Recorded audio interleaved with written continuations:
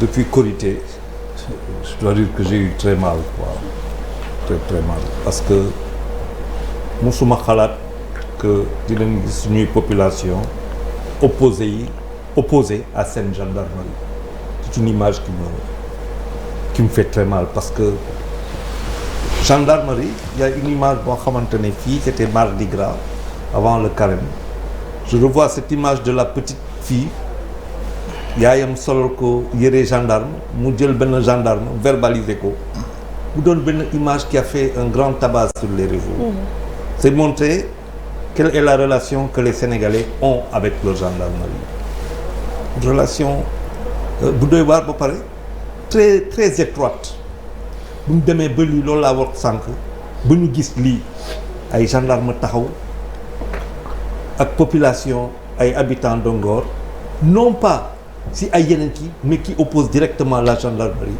ça me pose un problème ça me pose un sérieux problème de gestion un problème d'image un problème de respect de l'autre ça me pose un grand problème un très très grand problème de défiance méconnaissance de la République lépp a ngi si biir lépp a ngi si biir bu ñu xoolee loolu lépp a ngi si biir ma lire un communiqué Amnesty International ça fait mal lépp loo xool gën a mais comment en est-on arrivé là te comme sànq Badara dafa am Gadiaga la mu wax lu am solo on discute avant la comment dire on peut discuter après mort d'homme ou avant ou après dañuy xaar toujours ba ñu gis image surréaliste ay barricades nga foog ne que leneen la une insurrection ndekete loolu yëpp c'est juste un problème qu'on aurait pu régler à l'avance parce que c'est pas des endroits qui manquent à mon sens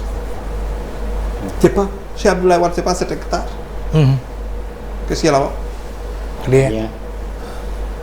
Maintenant peut-être on me parlera. mais nag comme tu dis nag Charles maître Abdoulaye Wade moo ko moom. waaw loolu laa la wax. moo ko moom. loolu mën naa ci leeral lu bari moomeel googu itam. voilà gis nga DER. on est arrivé à un moment boo xamante ne c'est plutôt de voir comment. waaw loolu laa wax comment négocier ak moom. comment peut-on arriver. il a été président il pourrait être sensible à. dama ne DER. comment peut-on arriver à voir contre. mais le terrain du virage. dama la ne dafa mel. très large. dafa mel ne lu may. le virage il y a un terrain vague là-bas. on a proposé à la gendarmerie.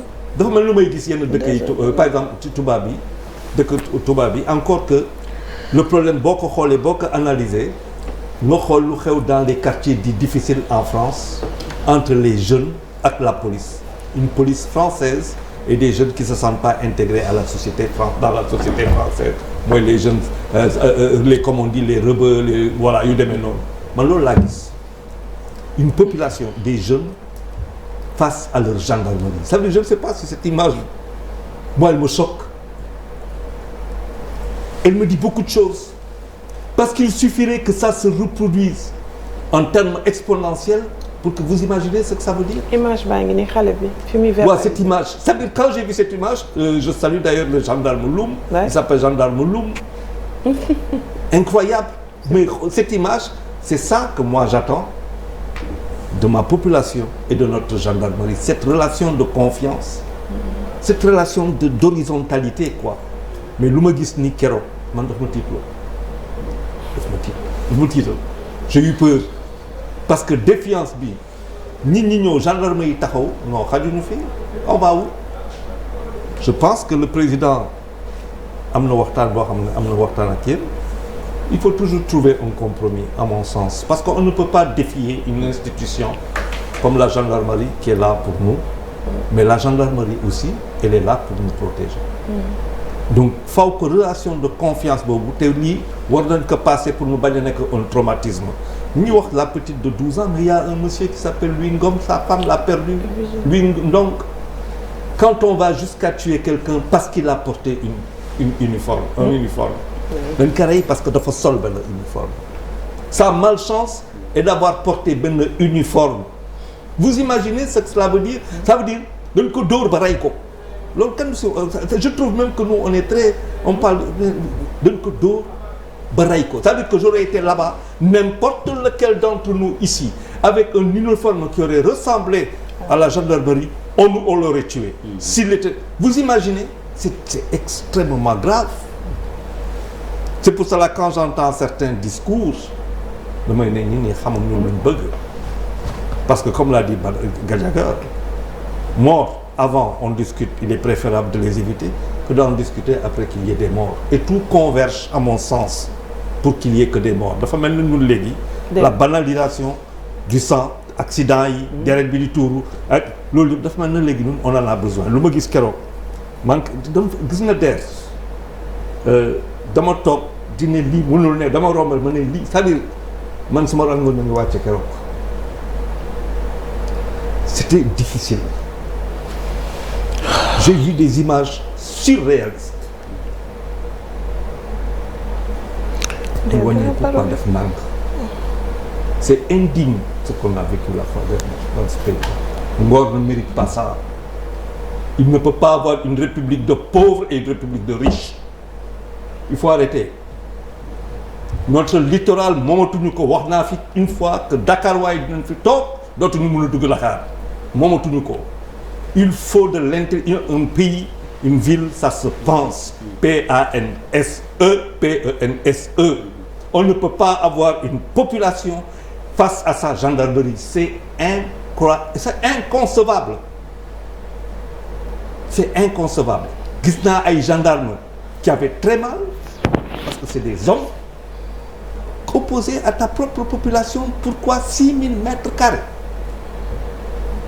6000 mètres carrés. Pour 6000 mètres carrés, on va s'entretuer. On ne connaît pas la République. Dites-moi dans quel pays au monde où quand la République a besoin de quelque chose, quand l'État a besoin de quelque chose, il ne le prend pas. Mais qu'est-ce qu'on veut? Mais on ne peut pas discuter aussi de tout.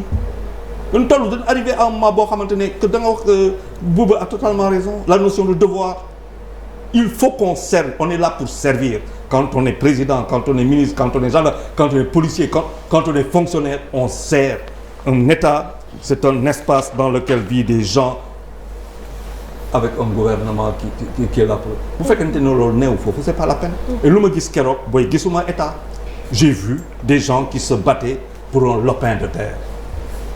Alors qu'il suffisait tout simplement de top waxtaan. Man luma gis c'est-à-dire demander c'est pas possible. C'est pas possible quoi, c'est pas le Sénégal. C'est des images effroyables. Quand vous voyez les vidéos, c'est des images effroyables. Il faut arrêter. Il va falloir, je pense que le président de la République a bien fait d'appeler. Je pense que aussi il y a ay kilifa ngeen mën a toog ak gendarmerie revenir à de meilleurs sentiments et puis que les gens ne soient pas morts pour rien dans cette affaire-là. Parce que sinon, et demain, le lendemain, inviter tout le monde à savoir raison garder parce que ce que j'ai vu yóbbu ñu fenn pour de catastrophe si guute bi la ñuy yóbbu. looloo tax man pour la deuxième